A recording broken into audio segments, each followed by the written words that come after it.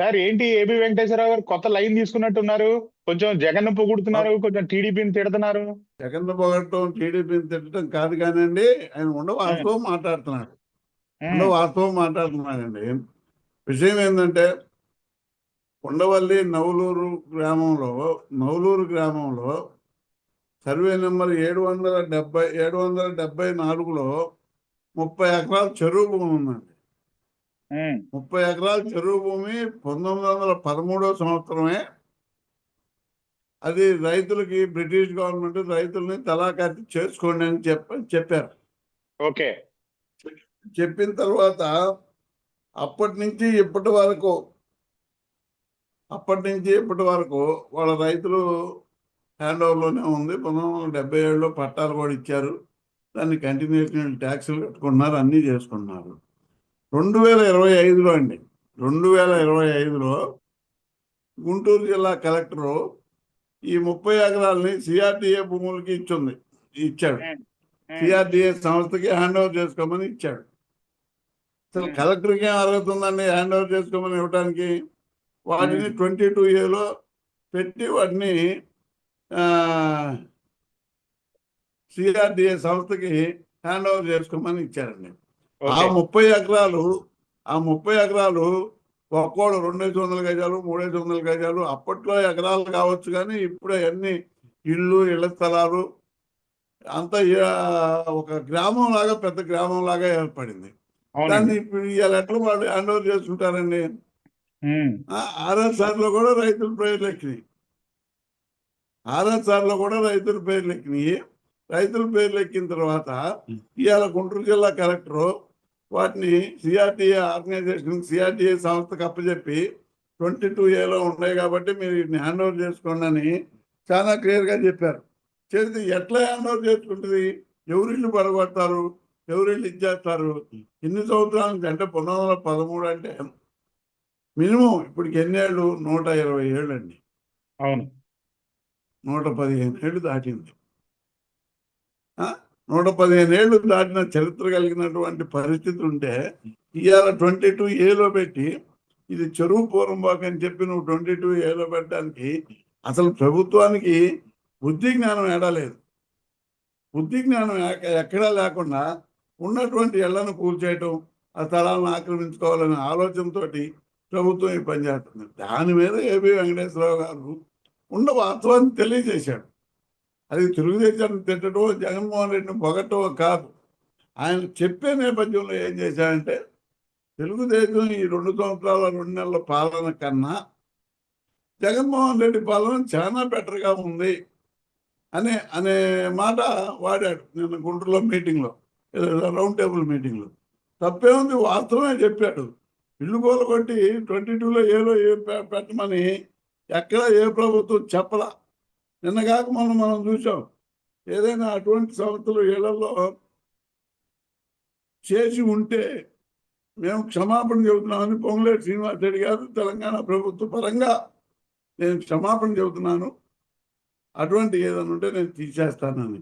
ఇక్కడేమో దౌర్జన్యంగా లాక్కుంటున్నాను.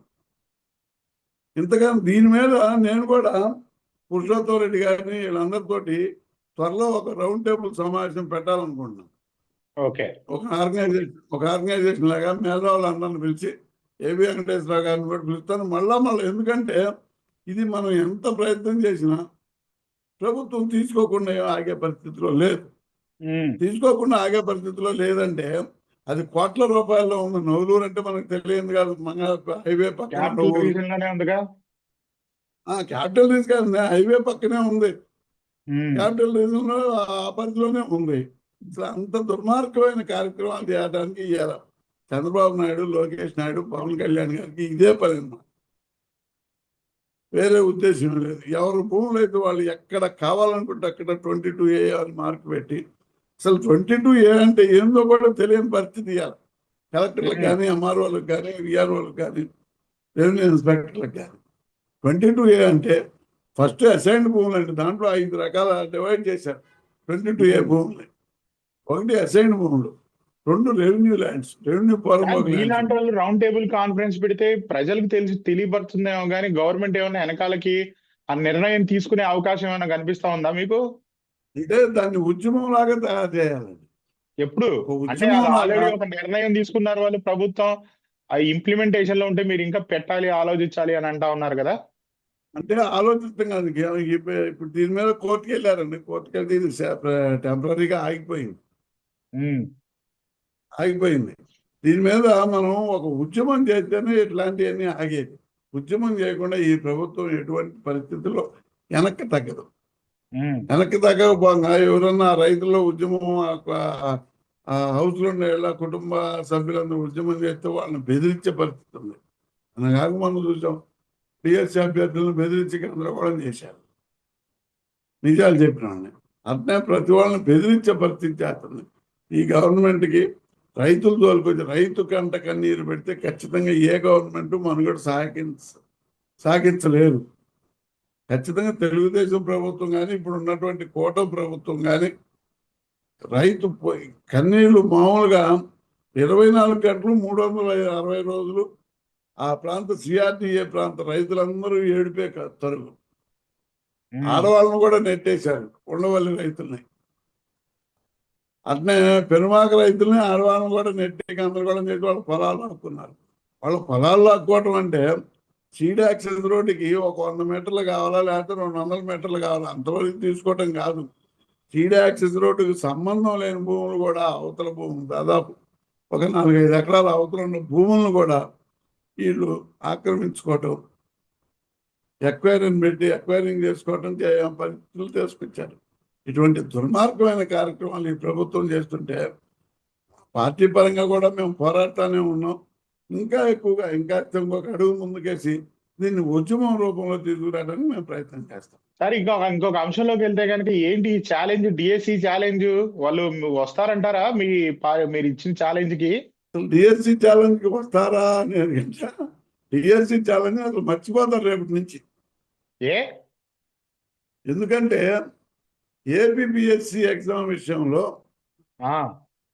2018లో నోటిఫికేషన్ ఇచ్చారండి. 2018లో నోటిఫికేషన్ అంటే తెలుగుదేశం పార్టీ ప్రభుత్వంలో నోటిఫికేషన్ ఇచ్చారు. తెలుగుదేశం పార్టీ ప్రభుత్వం తీసుకుంటారేమో, మేమే ఇచ్చాం నోటిఫికేషన్, ఆ జాబ్ లేమో వాళ్ళు ఇచ్చారంటారు. దీంట్లో చాలా విషయం ఉందండి. 2018లో నోటిఫికేషన్ ఇచ్చి ప్రిలిమ్స్ పరీక్షలు నిర్వహించారు. ప్రిలిమ్స్ పరీక్షల్లో దాదాపు 62 ప్రశ్నలకి తప్పుడు ఆ ప్రశ్నలు ఇచ్చారు. ఆ ప్రశ్నలు సరి చేసినటువంటి పరిస్థితి తెలుగుదేశం ప్రభుత్వానికి లేదు. దాని మీద అప్పుడటువంటి కొంతమంది విద్యార్థులు కోర్టుకు వెళ్ళారు. ఏకంగా 62 ప్రశ్నలు తప్పున్నాయి, ఇది సరైన ప్రిలిమ్స్ కాదు అని అంటే, అయినా ప్రిలిమ్స్ సరిపారు. ప్రిలిమ్స్ లో క్వాలిఫై అయిన అభ్యర్థుల్ని అట్లా పెండింగ్ పెట్టి వదిలేశారు. 19 మళ్ళీ జగన్మోహన్ రెడ్డి గవర్నమెంట్ వచ్చినాక కోవిడ్ పోయిన తర్వాత 2020 దాకా కోవిడ్ అయిపోయింది కదండి. కోవిడ్ అయిపోయినాక దీన్ని మెయిన్స్ రాపిచ్చాడు జగన్మోహన్ రెడ్డి గారు. మెయిన్స్ లో దాదాపు 300 మంది పైన క్వాలిఫై అయ్యారు. సంఖ్య తెలియదు కానివ్వండి, పూర్తిగా క్వాలిఫై అయిన వాళ్ళు 300 పైన చిల్లర ఉన్నారు. వాళ్ళందరూ మొత్తం 163 పోస్టులు. క్వాలిఫై అయిన వాళ్ళు డిజిటల్ కోవిడ్ ఉన్న కారణంగా డిజిటల్ మూల్యాంకనం చేసి క్వాలిఫికేషన్ ఇచ్చారు. ఫలానా వాళ్ళు క్వాలిఫై అయ్యారు, ఇంతమంది 300 మంది 400 మంది క్వాలిఫై అయ్యారని అనౌన్స్ చేశారు. అనౌన్స్ చేస్తే నాబోటి ఆయన చంద్రబాబు నాయుడు ఏం చేశారంటే, ఇది క్వాలిఫికేషన్ అనేది డిజిటల్ కాదు అంటే వాళ్ళకి సంబంధించిన మనుషుల చేత హైకోర్టులో వేయించాడు.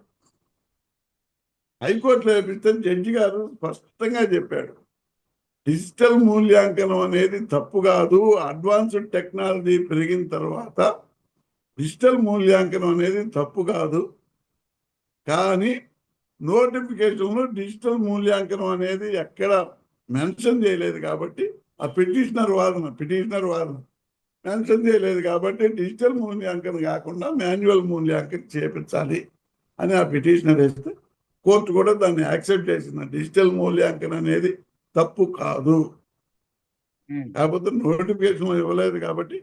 అసలు ఏ నోటిఫికేషన్లో కూడా యూపీఎస్సీ నోటిఫికేషన్ కానీ, ఏపీపీఎస్సీ నోటిఫికేషన్ కానీ, లేకపోతే టీపీపీఎస్సీ నోటిఫికేషన్ కానీ ఏ నోటిఫికేషన్లో కూడా మూల్యాంకనం ఫలానా విధంగా చేయాలనేది ఎక్కడ రాయరండి.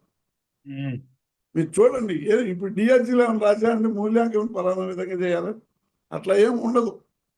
కాకపోతే అట్లా చేశారు కాబట్టి కోవిడ్ టైం ఉందని జగన్మోహన్ రెడ్డి గారి గవర్నమెంట్ ఆ రకంగా చేసింది కాబట్టి అది డిజిటల్ మూల్యాంకనం కాదు, మాన్యువల్ మూల్యాంకనం. కొంతమంది అభ్యర్థులు, కొంతమంది విద్యార్థులు వెళ్ళిన మాట వాస్తవం, దానికి కోర్టు కూడా యాక్సెప్ట్ చేసింది. డిజిటల్ మూల్యాంకనం కరెక్టే, కాకపోతే మాన్యువల్ కూడా చెయ్యండి అని చెప్పారు. మాన్యువల్ చేయడానికి అప్పుడు గవర్నమెంట్ ఏం చేసిందంటే అండి, 2021లో ఈ పేపర్లన్నీ తీసుకొచ్చి ఐలాండ్లో పెట్టింది. ఐలాండ్లో పెట్టి దాన్ని ఓఎంఆర్ షీట్లని చేంజ్ చేసి ఓఎంఆర్ షీట్లని పక్కన పెట్టి కొత్తగా మళ్ళీ వాళ్ళకి కోడ్ నెంబర్లు ఇచ్చింది.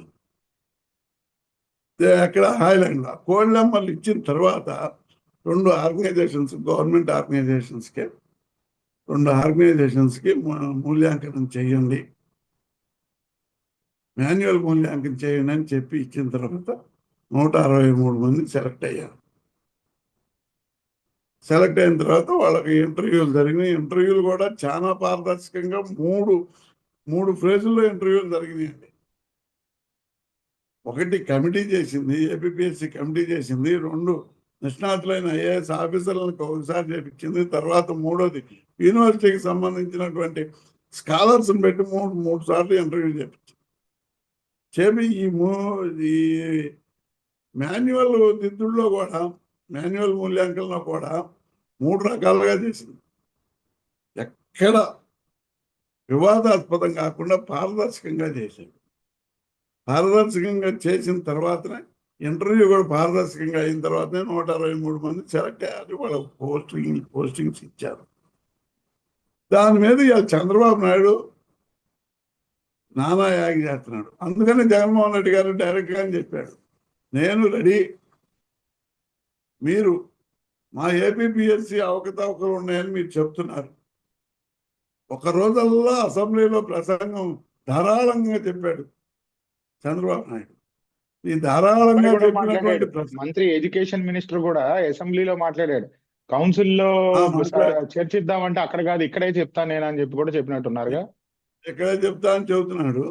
అయితే జగన్మోహన్ రెడ్డి గారు 2 సిబిఐకి ఇద్దాం, ఎవరు తప్పుంటే వాళ్ళని శిక్షిస్తారు అని క్లారిటీగా చెప్పాడు. ఇంతవరకు దాని మీద సమాధానం లేదు. జగన్మోహన్ రెడ్డి గారు చెప్పి 4 గంటలు దాటింది. నిన్న పొద్దున 11 గంటలకు మొదలుపెట్టి 12:30 గంటలోపు చెప్పాడు ప్రెస్ మీట్లో. నేను రెడీ, మీరు రెడీనా, సిబిఐకి అప్పచెబుదాం. నువ్వు నిజంగా పారదర్శకతగా చేస్తే డిఎస్సి అప్పచెప్పడానికి తప్పే ఉంది. నేను పారదర్శకతగా చేశాను, ఏపీఎస్సి ఎగ్జామ్ అనేది పారదర్శకతగా చేశాను.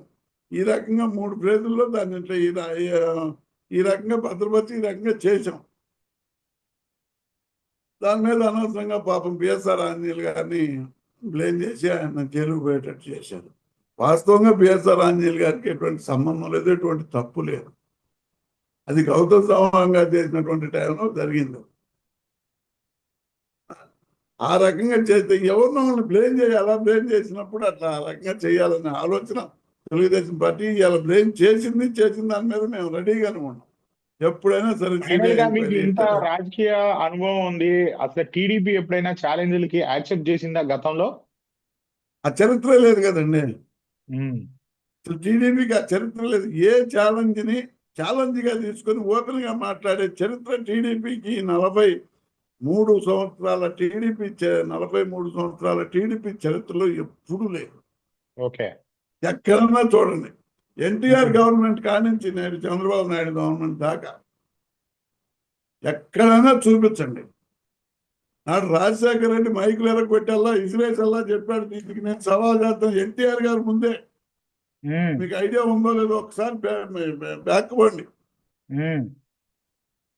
1985 to 89లో ఆదిలాబాద్లో ఎన్నుపోటు కొలిచిన తర్వాత 2వసారి మళ్ళీ ఎలక్షన్ జరిగితే, ఎలక్షన్ జరిగినప్పుడు చెప్తే కొన్ని ఇష్యూస్ మీద మైసూరారెడ్డి గారు, రాజశేఖర రెడ్డి గారు భారీ ఎత్తున అసెంబ్లీలో గొడవ చేసి మైకులు కూడా ఇసిరేసిన సందర్భం ఛాలెంజ్ చేస్తే ఇవాళకి ఏమన్నా ఛాలెంజ్ ఇవాళకి కూడా చేసే పరిస్థితి లేదు.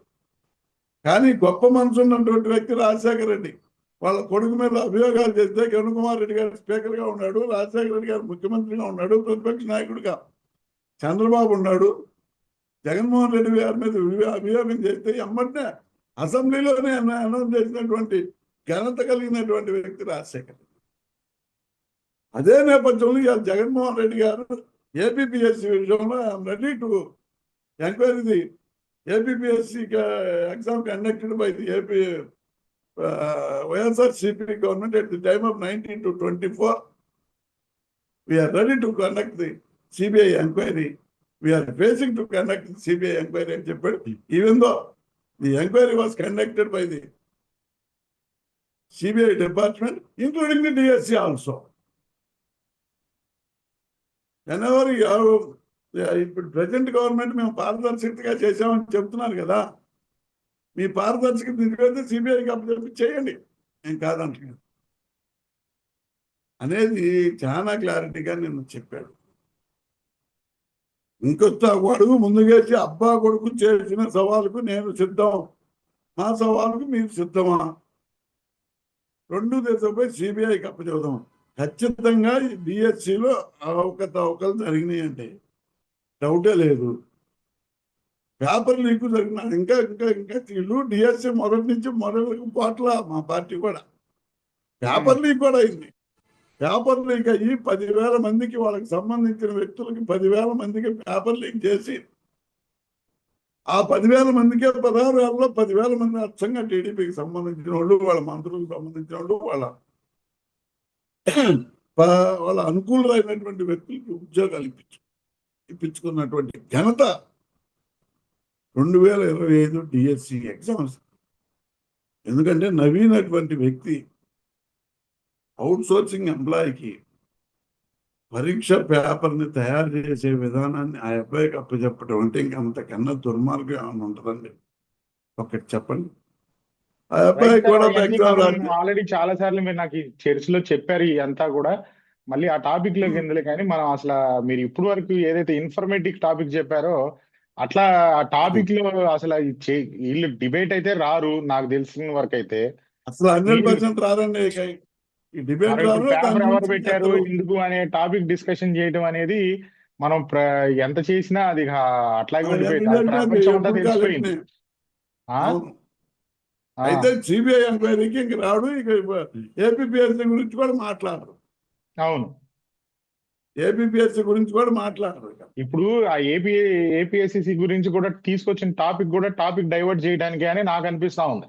డైవర్ట్ చేయడానికి తెచ్చారు, తెచ్చి వాళ్ళు ఇరుక్కున్నారండి. వాళ్ళు సిబిఐ ఎంక్వైరీ ఒంటి మీదకి రాజు సవాలు స్వీకరించకపోయినా మేము మటుకు డిఎస్సి విషయంలో వదిలిపెట్టాం, మా పార్టీ వదిలిపెట్టే పరిస్థితి లేదు. ఖచ్చితంగా దాని మీద సిబిఐ ఎంక్వైరీ చేసేదాకా మేము ఫైట్ చేస్తాను. మళ్ళీ రేపు మళ్ళీ ప్రెస్ మీట్ ఉంది కదా, ఆ ప్రెస్ మీట్ లో ఏమన్నా కొత్తగా ఏమన్నా చెప్పే అవకాశం ఏమైనా ఉందా? డిఎస్సి మీద ఖచ్చితంగా సిబిఐకి ఎంక్వైరీ చేయాలనే విషయాన్ని మీద మాట్లాడతారు.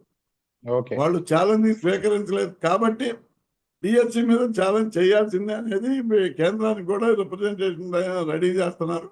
మా ఎంపీల ద్వారా వాళ్ళ ద్వారా కేంద్రానికి కూడా ఆల్రెడీ పంపించారు. మళ్ళా కూడా సాక్ష్యాధారాలతో సహా కేంద్రానికి కూడా పంపించడానికి సిద్ధంగా ఉన్నాం. ఖచ్చితంగా దాన్ని మటుకు వదిలిపెట్టేది లేదు. రేపు గురువారం ప్రెస్ మీట్లో కూడా ఖచ్చితంగా మరొక్కసారి గుర్తు చేస్తారు జగన్మోహన్ రెడ్డి గారు, నా ఛాలెంజ్ని మీరేం చేశారని. నా ఛాలెంజ్ చేయలేదు, కనీసం మీ డిఎస్సి మీద అయినా సిబిఐ ఎంక్వైరీ చేసుకోండి అని. మీకు పారదర్శకత, నీతి, నిజాయితీ అని ఏవో మాట్లాడుతున్నారు కదా, వాటికి తెలుగుదేశం పార్టీలో అర్థమే లేదండి. అర్థం తెలియదు వాళ్ళకి. నీతికి, నిజాయితీకి, పారదర్శకతకి తెలుగుదేశం పార్టీ ఆ పదాలన్నీ కొత్తగా ఉంటాయి. వాళ్ళు అసలు పాటించే పరిస్థితులకు వాటికి అర్థాలు కూడా తెలియదు వాళ్ళకి. లోకేష్కి కూడా తెలియదు, ఎందుకంటే లోకేష్ స్వయంగా ఇరుక్కున్నాడు. చిన్న విషయం అడగదలుచుకున్నా నేను. ఏదైతే కేంద్ర గవర్నమెంట్ లో నీట్ ఎగ్జామ్ అప్పుడు పేపర్ లీక్ అయినప్పుడు ఒక మంత్రి, అదే ఎడ్యుకేషన్ మినిస్టర్ ని రాజీనామా చేసింది, కాక్రోచ్ పార్టీ ధర్నా చేసి జంతర్ మంతర్ దగ్గర అంత పోరాడింది కదా. అంత పోరాటం మీరు ఇక్కడ చేయగలుగుతున్నారా లేకపోతే పైపైనే చేశారంటారా? ఇక్కడ ఒక చిన్న విషయం అందరూ గుర్తుంచుకోవాలండి, ప్రజలు కూడా గుర్తుంచుకోవాలి. నీట్ ఎగ్జామ్ అనేది దాదాపు కొన్ని లక్షల మంది రాశారు. అవును. దాదాపు 20 లక్షల మంది పైన రాశారు నీట్ ఎగ్జామ్.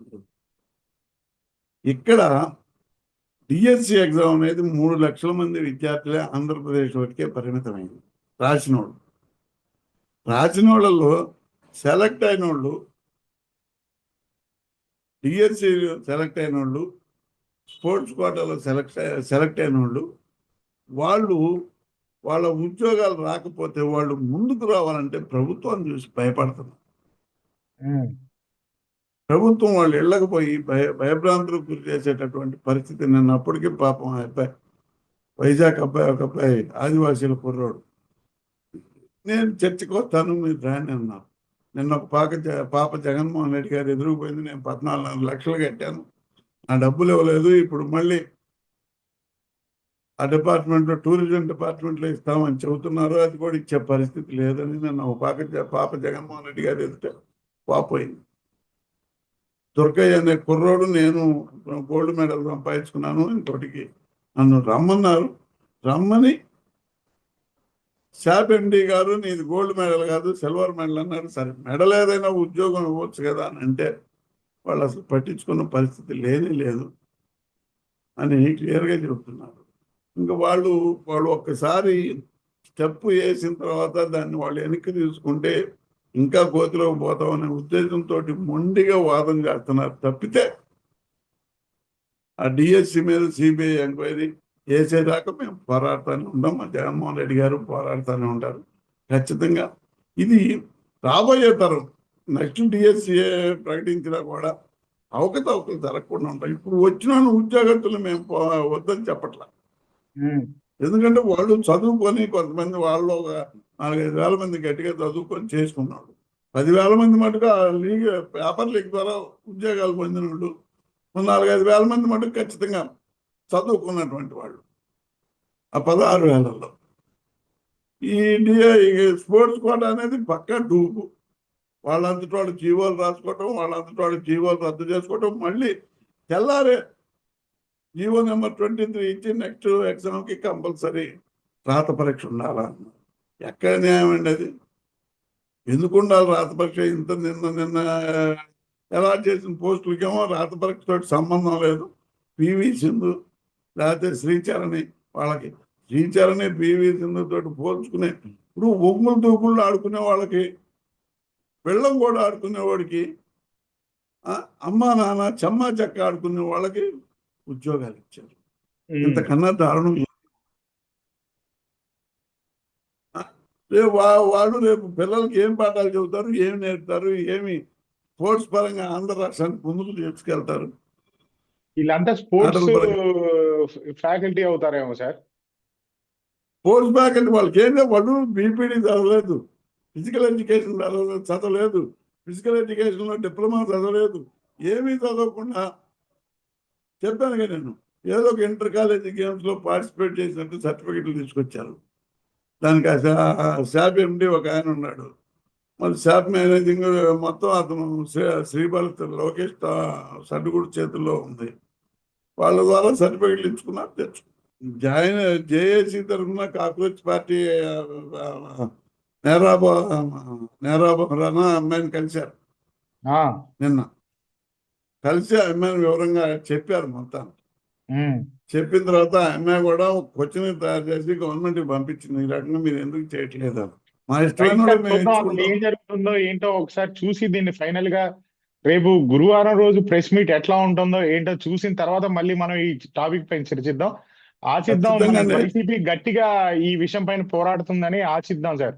ఏమన్నా కాక్రోచ్ పార్టీ లాగా చేసి ఏమన్నా ఈ విషయాన్ని అంతా బయట పెట్టి మంత్రిని ఏమన్నా రాజీనామా చేసే అవకాశం ఉందో లేదో చూసి మళ్ళీ మాట్లాడదాం సార్. Rights for joining.